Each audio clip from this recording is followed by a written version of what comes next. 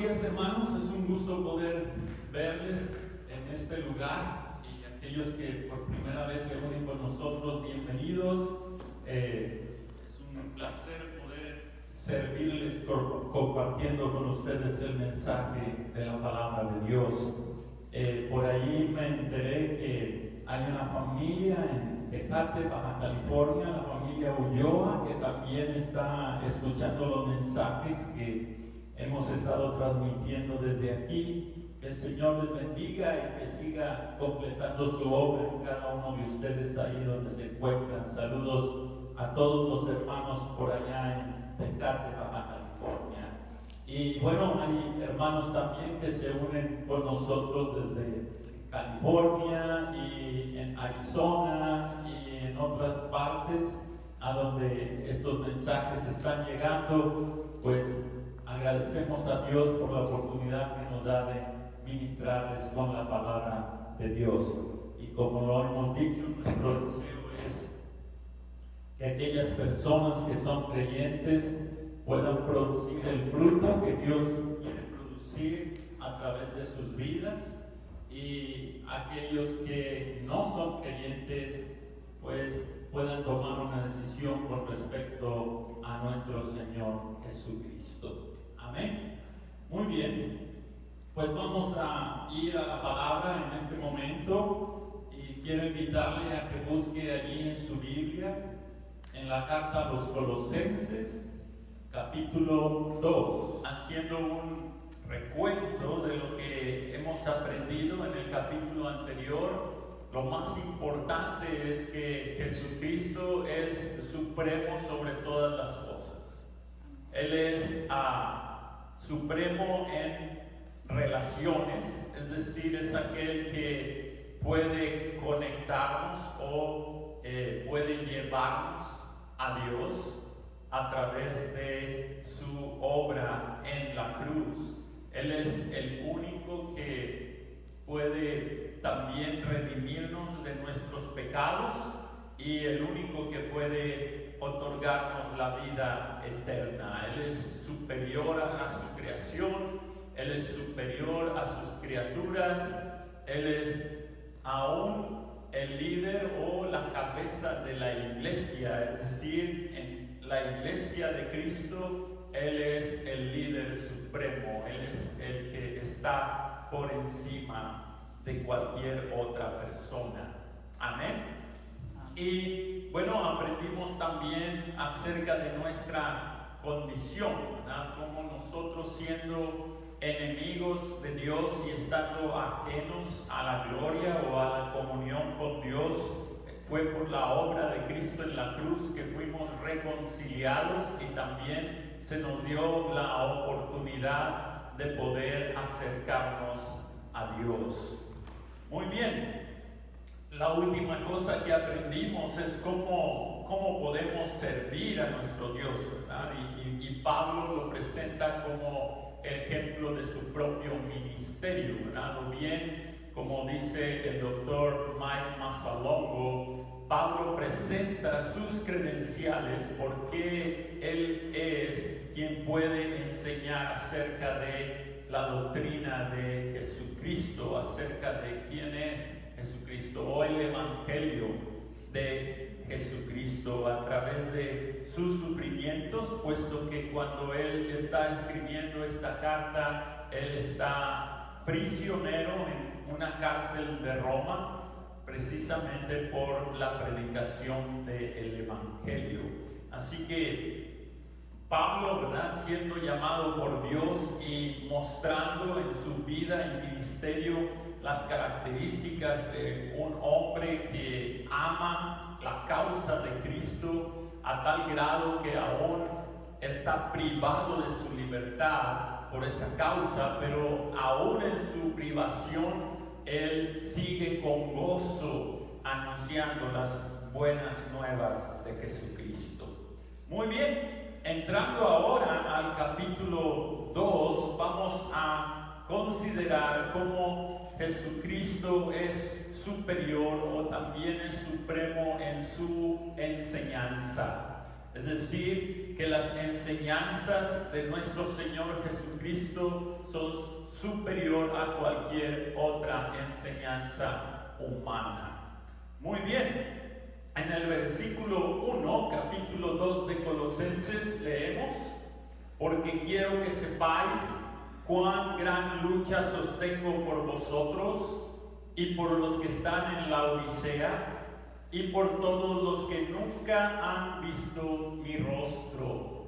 Ya habíamos considerado en el capítulo 1 cómo en la iglesia de Colosas no había tenido la oportunidad de conocer a Pablo personalmente. Sin embargo, por medio del ministerio de Pablo, los que fundaron la iglesia de Colosas, que se cree haya sido Epafras o Epafrodito y Timoteo también participando, ellos fueron una extensión del ministerio de Pablo. Pero Pablo personalmente nunca estuvo presente en esta iglesia. Sin embargo, siendo el portador del evangelio, y como él lo dice en la última parte del capítulo, siendo el que fue enviado a los gentiles para revelar, para enseñar todo el misterio de Dios, todo el misterio del evangelio de Jesucristo, entonces él, ¿verdad?, está haciéndole saber a la iglesia que él está interesado y está preocupado por lo que está sucediendo dentro de la iglesia de Colosas. Así que lo primero que les dice es: quiero que sepan cuán gran lucha sostengo por vosotros y por los que están en la Odisea. Es interesante esta palabra lucha, ya la habíamos mencionado también anteriormente, pero quiero nuevamente retomar este término porque la idea es de alguien. Bueno, la raíz viene de una palabra que significa traer a alguien a un punto de destino o mover a alguien de fuerzas o influencias de la mente. Pero también tiene la idea de luchar por un premio. Y si ustedes recuerdan, en el capítulo 1 Pablo dice que el premio que él quería alcanzar era poder presentar a todo hombre perfecto delante de Jesucristo, entendiendo que por perfecto, es decir, completo, es que todo hombre pudiera llegar al entendimiento de que no necesita de nada ni de nadie más que Jesucristo para su salvación. Así que Pablo está diciendo: estoy luchando por ustedes. Ustedes son el premio que quiero obtener. Que ustedes puedan llegar al punto de entender que no necesitan más que a Cristo. Y la lucha también era en parte porque, como ya hemos mencionado, estas personas no conocían personalmente a Pablo. Habían oído de Pablo, probablemente del testimonio de Epafrodito y de Timoteo, pero personalmente no lo conocían. Sin embargo, Pablo, ¿verdad?, ya lo mencionamos, se considera representante, o se considera que él realmente fue el fundador de la iglesia a través de la extensión de estos dos hombres. La palabra se considera responsable por el crecimiento espiritual de estos creyentes. Pero la lucha también es el hecho de que Pablo no puede ir personalmente para hablar con ellos, sino que él está escribiendo desde la prisión, desde la cárcel. Así que Pablo está luchando para que sean escuchadas sus palabras, sea atendido su mensaje, y por otro lado pensando, tal vez sería mejor que yo estuviera ahí presente, pero ahorita no puedo estar presente porque estoy privado de mi libertad. Entonces, tanto es una lucha espiritual como es una lucha emocional, ¿verdad? Lo que Pablo está enfrentando aquí por amor a estos creyentes en Colosas.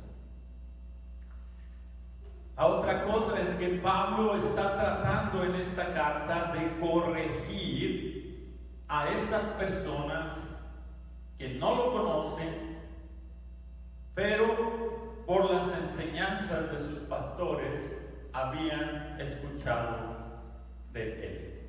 Entonces, imagínese que usted recibe una carta de alguien que no conoce y esa persona le dice: necesito que me escuches y necesito que pongas atención a lo que te quiero enseñar.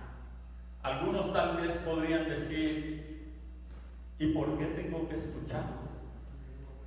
No lo conozco, nunca lo he visto, etc. Entonces, ¿pueden comprender la lucha aquí? Amén. Pero Pablo no está luchando, pero no está desesperado. Porque el deseo de su corazón es consolar los corazones de los creyentes. Y la idea de consolar aquí también puede entenderse como animar a los creyentes, fortalecer a los creyentes por medio de la consolación. Y para que a través de este mensaje que Pablo está presentando a la iglesia, todos estos creyentes puedan ser unidos en amor. Y la idea de unidad es causar o ocasionar que una persona se una con otra en la misma conclusión, o que lleguen a la misma opinión. Por supuesto, en el amor de Dios, puesto que la palabra es ágape, ¿no? En el amor de Dios.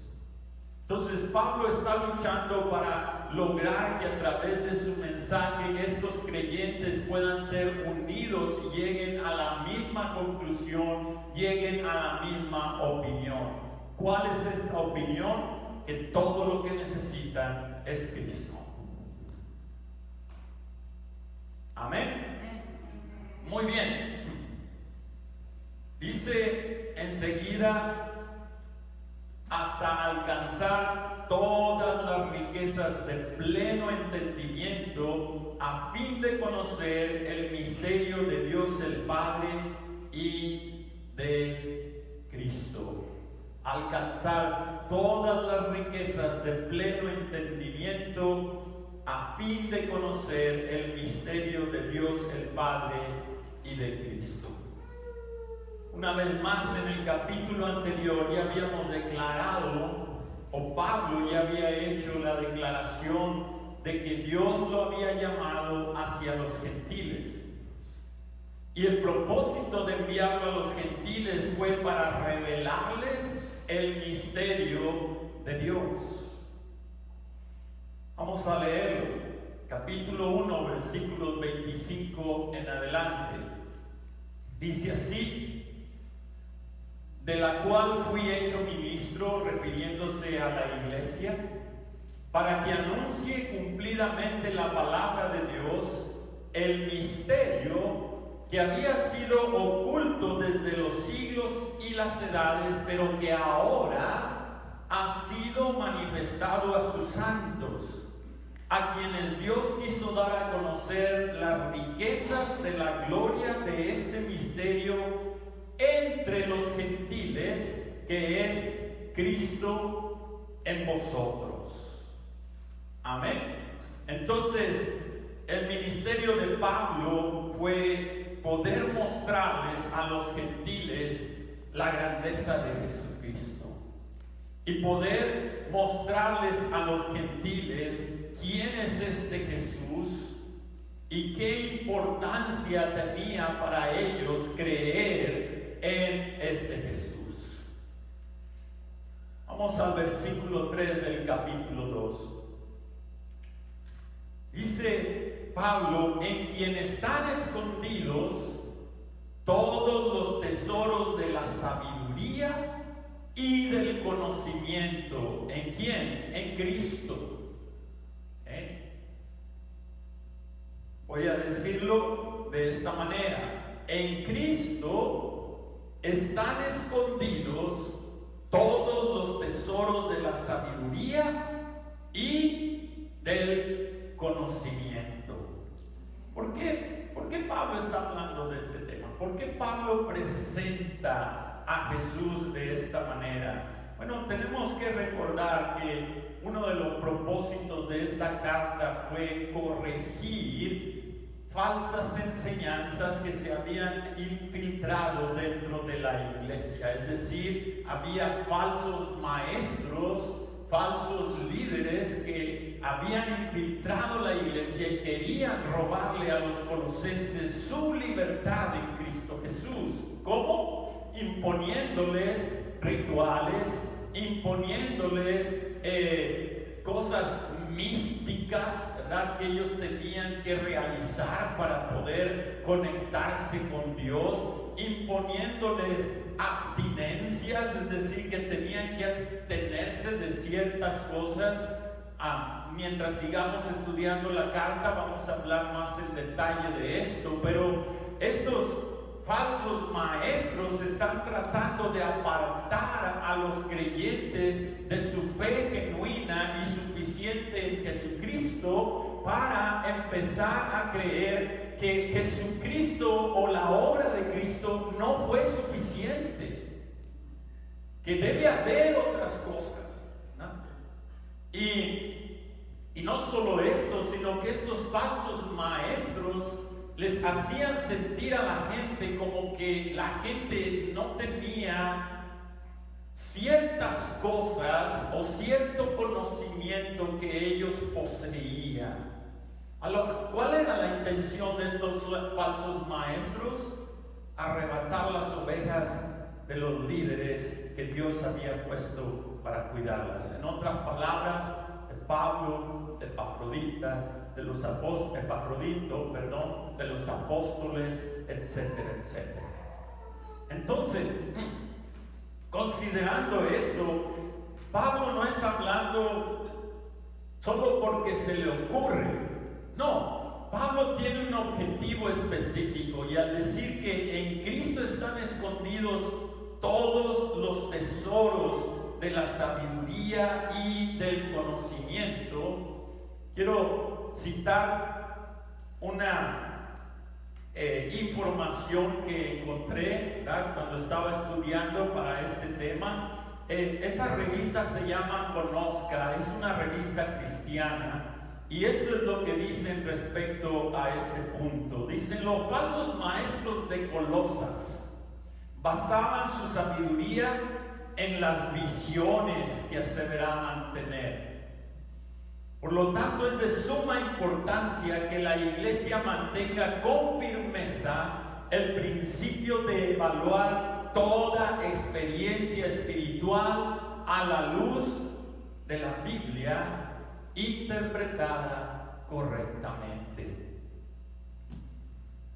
Hoy en día, dice esta revista, hoy en día existen libros que narran experiencias espirituales de creyentes, las cuales muchos aceptan sin siquiera averiguar si lo que dicen realmente está de acuerdo con lo que dice la Biblia.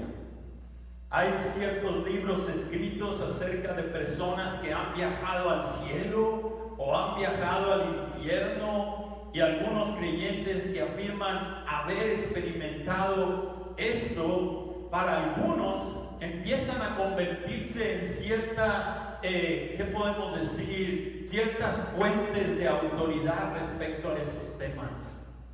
Es decir, la experiencia de estas personas empieza a tener cierta influencia dentro de la iglesia, y en detalle, al grado de que algunos ya ni revisan la Biblia para saber si realmente su experiencia concuerda con lo que el Espíritu enseña en la palabra. ¿Me explico? Entonces, tenemos que tener cuidado, hermanos, con este tipo de situaciones. Como dice un dicho mexicano, ¿verdad? No todo lo que brilla es oro. Y tenemos que filtrar todo a la luz de la palabra de nuestro Dios. Algunos también tienden a utilizar la manipulación espiritual, diciendo que Dios les está hablando en ese momento, ¿verdad? Y por lo tanto, algunos usan este tipo de expresiones. El Espíritu Santo me dice que aquellos que envíen una ofrenda en los siguientes minutos, Dios se las va a multiplicar por 100.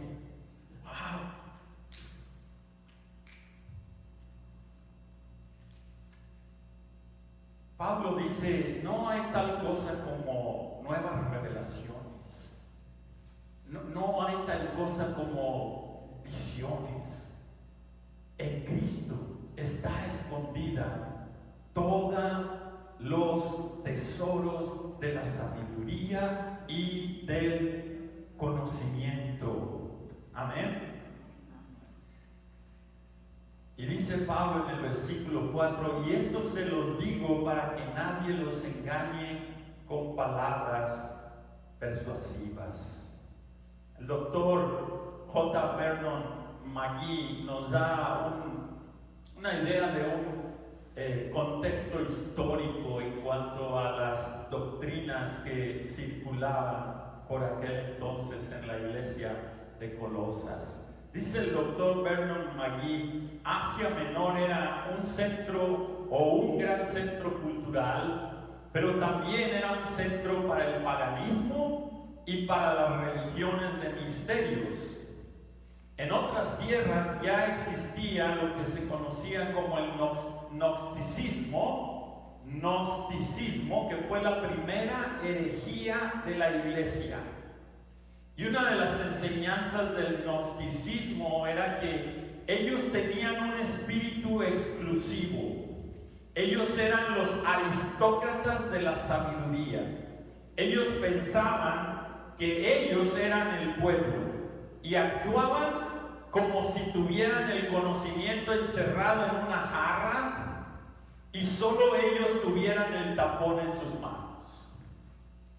Creían tener el monopolio de todo el conocimiento y en consecuencia se consideraban los máximos exponentes del conocimiento y el pensamiento, creyendo saber aún más que cualquiera de los apóstoles.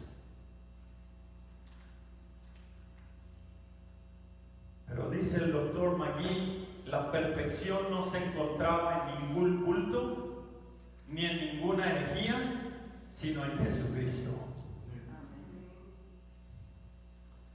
Otro comentario que encontré en una página llamada Estudio Inductivo de la Biblia. Estas personas gnósticas creían que tenían un secreto, un conocimiento que estaba aún por encima de las escrituras y que era necesario para ser iluminado y para la salvación. Ahora entiende por qué Pablo se expresa de esta manera de Cristo.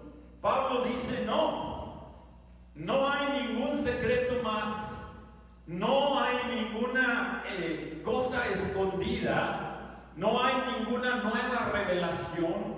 No hay ningún tipo de ritual que ustedes tengan que apegarse. No hay ninguna de estas cosas. En Cristo están escondidos todos los tesoros de la sabiduría y del conocimiento. Aclarando, hermanos, que El conocimiento aquí no se refiere a conocimiento de matemáticas, es decir, que usted se hace cristiano y ya domina las matemáticas, o carpintería, ¿verdad? O algunas otras cosas que tienen que ver con nuestra vida, o trabajos. No. El conocimiento del que Pablo está hablando aquí es el conocimiento de Dios. En Cristo está escondido todos los tesoros de la sabiduría y del conocimiento de Dios. En otras palabras, hermanos, todo el Antiguo Testamento y todo el Nuevo Testamento son revelados en la persona, vida, muerte, resurrección y ministerio de Jesucristo. Todo. A Dios le plació así. Él lo centró todo en Cristo. Todo lo que queramos saber acerca de Dios lo podemos descubrir en la persona de Jesucristo. ¿No fue Cristo mismo, hermanos, quien dijo, y si quiere confirmarlo, Juan capítulo 5, versículo 39?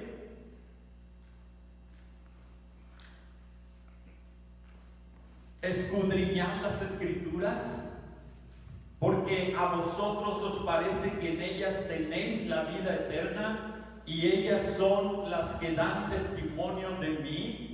Y cuando Cristo dijo esas palabras, al hablar de las Escrituras se refería a todo el Antiguo Testamento. Los libros de Moisés, los libros históricos, los libros poéticos, los libros proféticos, todo el Antiguo Testamento. Jesucristo dice, habla de mí. Y por supuesto, cuando consideramos las enseñanzas de los apóstoles, ¿de quién nos hablan? De Cristo. Así que toda la Biblia, hermanos, da testimonio de Cristo. Todo el conocimiento que usted necesita para saber quién es Dios, lo encuentra en Cristo. No necesita más. Conozca a Cristo en las Escrituras y tiene todo lo que necesita para saber quién es Dios, para entender el plan de Dios para la redención de la humanidad, para entender su plan de salvación. Amén.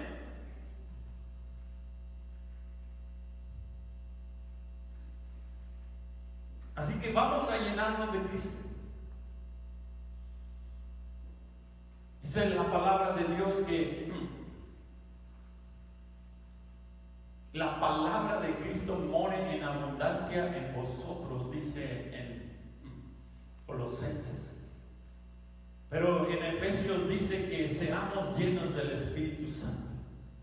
Yo creo que cuando más entendemos acerca de la persona de Jesucristo, más nos estamos llenando del Espíritu Santo. Porque ¿quién es el Espíritu Santo? Cristo en nosotros. Amén. El Espíritu Santo es Cristo, la persona de Dios, habitando dentro de nosotros. Así que cuando usted aprende más de Cristo, se está llenando más del Espíritu. Amén. No sé si usted ha tenido la oportunidad de leer esta reflexión, pero alguien se tomó la tarea de mostrarnos a Cristo en cada libro de la Biblia. ¿Dónde está Cristo en cada libro de la Biblia? Y si Cristo es todo lo que necesitamos, vamos a hacerlo, hermanos. En el Antiguo Testamento, en el libro de Génesis, Jesús es la simiente de la mujer que vendría a darle en la cabeza a la serpiente. En el libro de Éxodo, Jesucristo es el Cordero de la Pascua, cuya sangre fue derramada para evitar que la muerte cayera sobre los hebreos. En el libro de Levítico, Jesucristo es nuestro sumo sacerdote. En el libro de Números, Él es el pilar de la nube y la columna de fuego de noche, la presencia de Dios con ellos de día y de noche. En el libro de Deuteronomio, Él es el profeta semejante a Moisés. Dios le dijo a Moisés que levantaría un profeta como Él y que a Él tendrían que escuchar. Ese es Cristo. En el libro de Josué, Jesucristo es el capitán de nuestra salvación. En el libro de Jueces, Él es nuestro juez y nuestro legislador. En el libro de Ruth, Él es nuestro pariente redentor.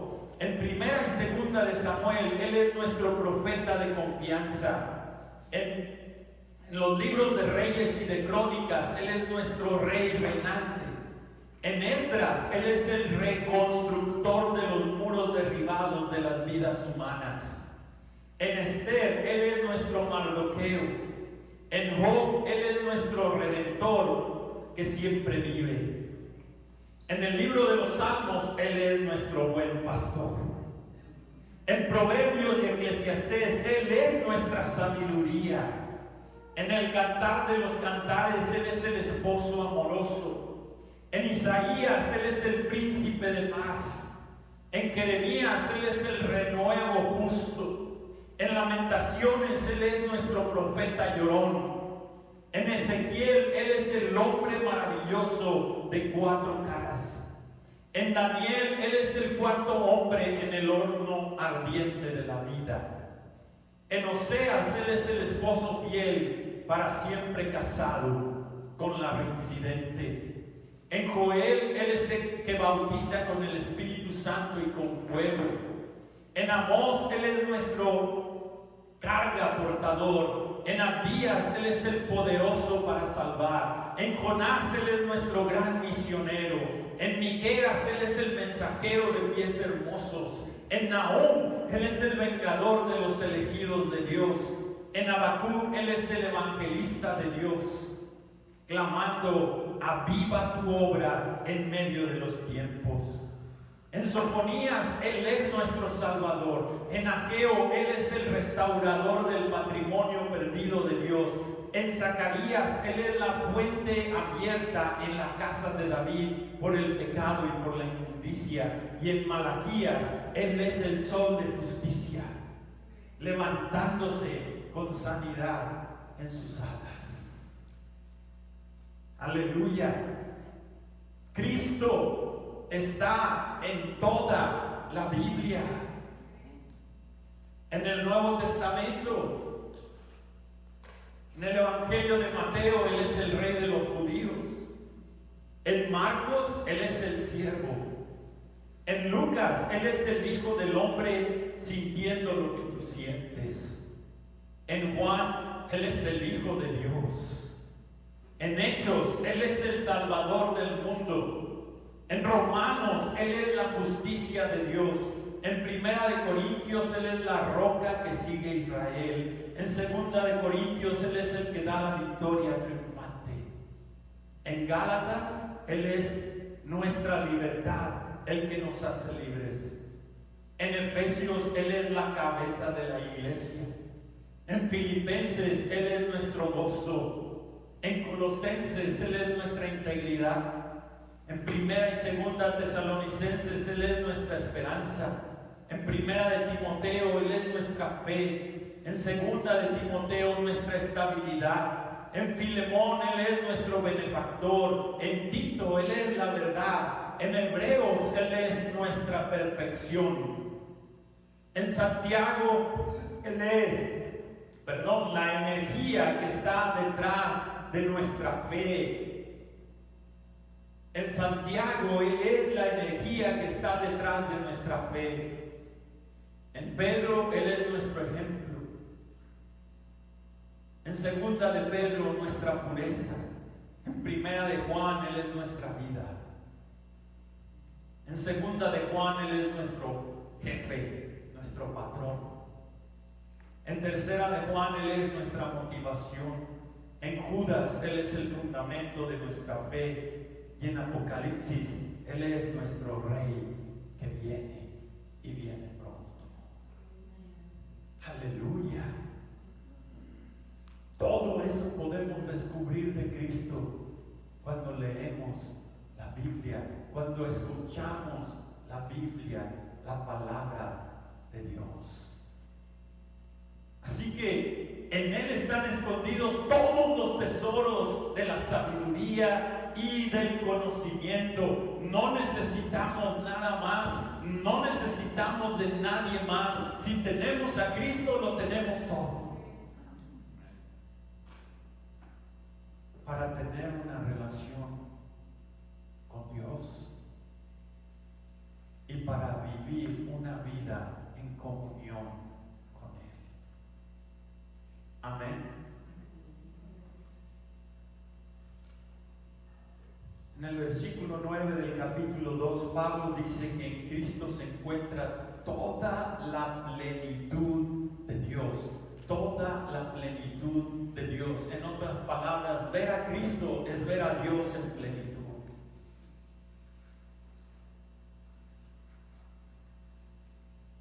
El evangelista Lucas dice que él puso todas las cosas en orden para que pudiéramos entender y aprender de la vida y ministerio de nuestro Señor Jesucristo.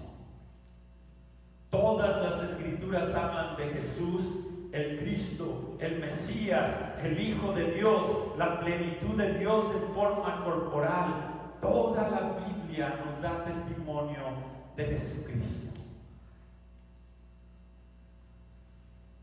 Síganme, Lucas capítulo 1, verso 1 dice,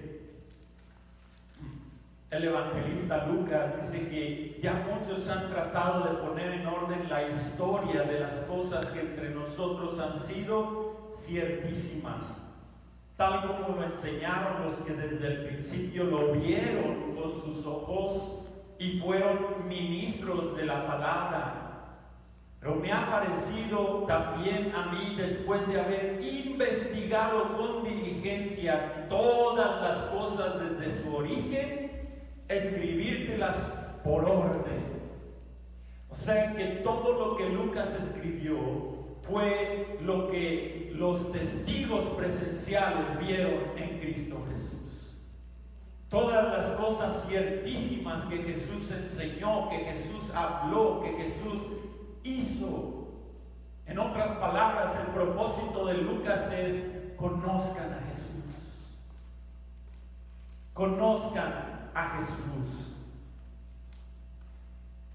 Juan, en su Evangelio, capítulo 1, verso 17, dice: la ley por medio de Moisés fue dada, pero la gracia y la verdad vinieron por medio de Jesucristo.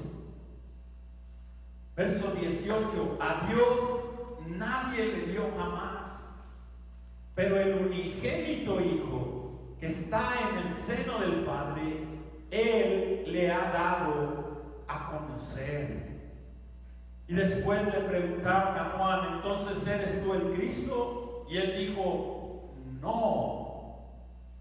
Verso 20: confesó y no negó, sino confesó: yo no soy el Cristo, dijo Juan, pero yo vine a dar testimonio del Cristo.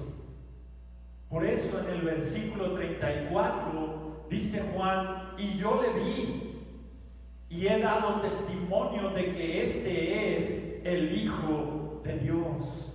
¿Quién es este Hijo de Dios? Verso 35: el siguiente día otra vez estaba Juan y dos de sus discípulos, y mirando a Jesús, Jesús de Nazaret, mirando a Jesús, dijo a sus discípulos: he aquí el Cordero de Dios.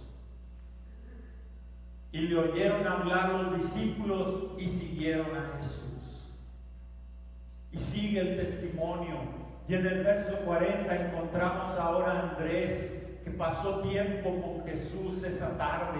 Y después de ese tiempo que tuvo con Jesús, fue a buscar a su hermano Pedro para decirle: hemos hallado al Mesías. Jesús de Nazaret es el Mesías, Él es el Hijo de Dios, Él es el enviado de Dios, Él es el profeta que se le prometió a Moisés, Él es aquel a quien tenemos que escuchar, Él es el cumplimiento de todas las profecías del Antiguo Testamento. Aleluya. En Juan capítulo 20, verso 38, Tomás incrédulamente no puede creer que Jesús haya resucitado, pero después de verle y de tocar sus heridas y de meter sus manos en esas heridas, exclama: Señor mío y Dios mío. Y Jesús le dijo: ¿Porque me has visto, Tomás, creíste? Bienaventurados los que no vieron y creyeron. Y luego en el verso 30 Juan nos da el propósito por el cual escribió su evangelio. Hizo además Jesús muchas otras señales en presencia de sus discípulos, las cuales no están escritas en este libro, pero estas se han escrito para que creáis que Jesús es el Cristo, el Hijo de Dios, y para que creyendo tengáis vida en su nombre. Así que, hermanos, todos los evangelistas, su propósito era hablar de Jesucristo. Su propósito era presentar a Jesús. ¿Quién es este Jesús? Para que los que creyeran en Él recibieran vida. El libro de los Hechos empieza con estas palabras. En el primer tratado, Teófilo, te hablé acerca de todas las cosas que Jesús comenzó a hacer y enseñar hasta el día en que fue recibido arriba, después de haber dado mandamientos por el Espíritu Santo a los apóstoles que había escogido, a quienes también, después de haber padecido, se presentó vivo con muchas pruebas indubitables, apareciéndoseles durante 40 días y hablándoles acerca del reino de Dios. ¿Cuál es el propósito del libro de Hechos? Presentar a Jesucristo en acción en su iglesia. ¿Cuál es el propósito de los evangelios? Presentar a Jesucristo. ¿Cuál es el propósito del Antiguo Testamento? Presentar a Jesucristo. Pablo en su carta a los Romanos se presenta como llamado o siervo de Jesucristo, llamado a ser apóstol, y dice en el versículo 3 que él está escribiendo acerca de su Hijo, nuestro Señor Jesucristo, que era de linaje de David según la carne. En Hebreos leemos: Dios, habiendo hablado muchas veces y de muchas maneras en otro tiempo a los padres por los profetas, se refiere al Antiguo Testamento, en estos postreros días nos ha hablado por el Hijo, a quien constituyó heredero de todo y por quien asimismo hizo el universo. Pedro también nos hace ver esta realidad. Los profetas que profetizaron de la gracia destinada a vosotros inquirieron y diligentemente indagaron acerca de esta salvación, escudriñando qué persona y qué tiempo indicaba el Espíritu de Cristo que estaba en ellos, el cual anunciaba de antemano los sufrimientos de Cristo y las glorias que vendrían tras ellos. A estos profetas se les reveló que no para sí mismos, sino para nosotros. Aleluya. Para nosotros administraban las cosas que ahora os son anunciadas, el Evangelio, las enseñanzas de los apóstoles, y que por los que os han predicado el Evangelio por el Espíritu Santo enviado del cielo. Y mire cómo termina el apóstol Pablo este versículo: cosas en los cuales o en las cuales anhelan mirar los ángeles. Y a nosotros nos tocó verlas. Y a nosotros nos tocó la revelación completa. No necesitamos más. Si tenemos a Cristo, tenemos todo lo necesario para nuestra salvación y para nuestra relación eterna con Dios. Amén. Juan en su primera carta dice lo que era desde el principio, lo que hemos oído, lo que hemos visto con nuestros ojos, lo que hemos contemplado y palpado en nuestras manos tocante al verbo de vida. Porque la vida fue manifestada, dice Juan, y la hemos visto. Y testificamos y anunciamos la vida eterna, la cual estaba con el Padre, pero se nos manifestó. Lo que hemos visto, lo que hemos oído, eso anunciamos, para que vosotros también tengáis comunión con nosotros, y nuestra comunión verdaderamente es con el Padre y con su Hijo Jesucristo. Y todo esto que les decimos, lo que vimos, lo que palpamos, lo que presenciamos en la persona de Cristo, se las hacemos saber para que su gozo sea cumplido. Por eso, cuanto más oímos de Cristo, más de gozo nos llenamos. ¿Se está llenando esta mañana? ¡Aleluya! Ya vamos a concluir. No podemos pasar por alto Apocalipsis, que es la revelación no de Juan, sino de Jesucristo. El último libro de la Biblia es la revelación, es decir, Cristo manifestado en toda su gloria.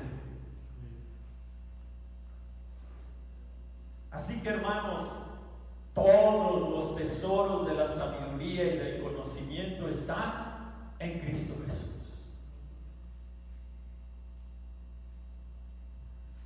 ¿Quiere conocer a Dios? Conozca a Cristo. No tiene que ir al Himalaya, no tiene que irse al desierto, no tiene que hacer cosas extremas para tener un éxtasis espiritual y así poder conectarse con el universo o el nirvana o Dios o yo no sé, tantas otras cosas, ¿verdad?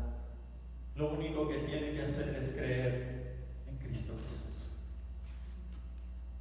Creer quién es Jesús. Y si usted cree y recibe a Cristo, tiene todo lo que necesita. Quiero concluir con las palabras y la invitación de la sabiduría, que es Cristo mismo. Proverbios capítulo 8, verso 32.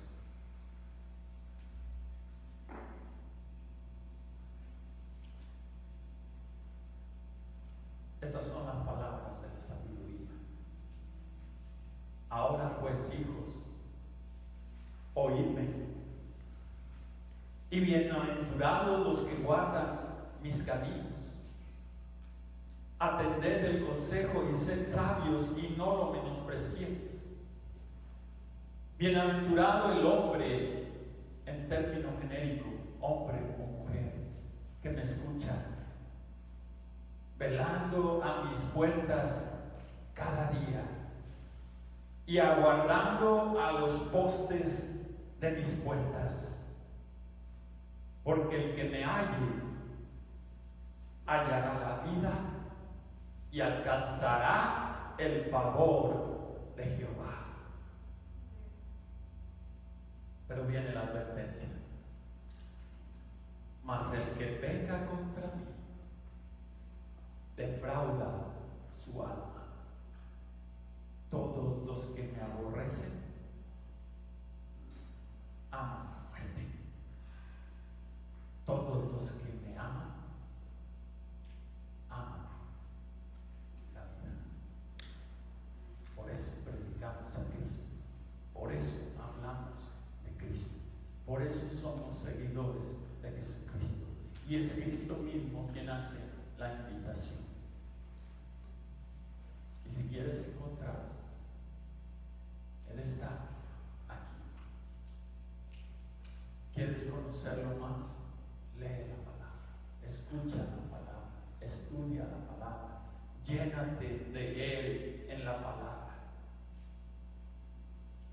Solo lo necesitas a Él. No necesitas más intercesores o intermediarios, no necesitas más rituales, no necesitas más prácticas religiosas, no necesitas nada de eso, solo necesitas a Cristo Jesús.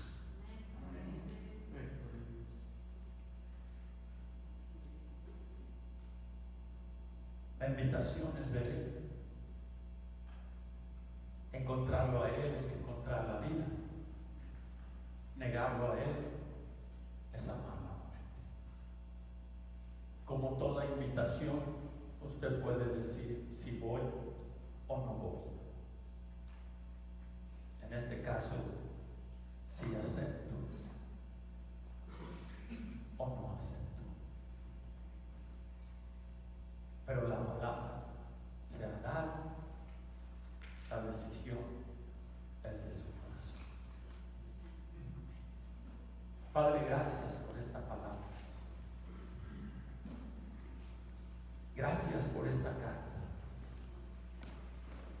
Gracias, Señor, porque en Cristo nos has dado todo lo necesario para conocerte, para aprender a amarte, para servirte, para regocijarnos en esta vida, conociéndote, entendiéndote, regocijándonos en el plan que tú has trazado para esta humanidad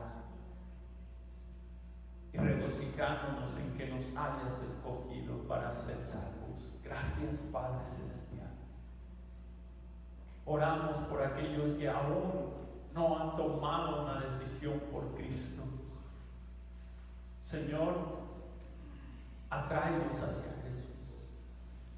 Convéncelos, Dios, de que no es religión lo que necesitan. No son gurús o guías espirituales que necesitan. No son secretos que necesitan descubrir. Lo que necesitan es Jesucristo.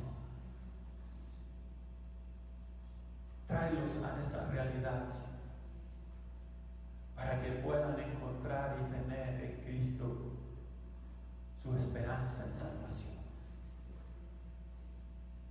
En el nombre de Jesús.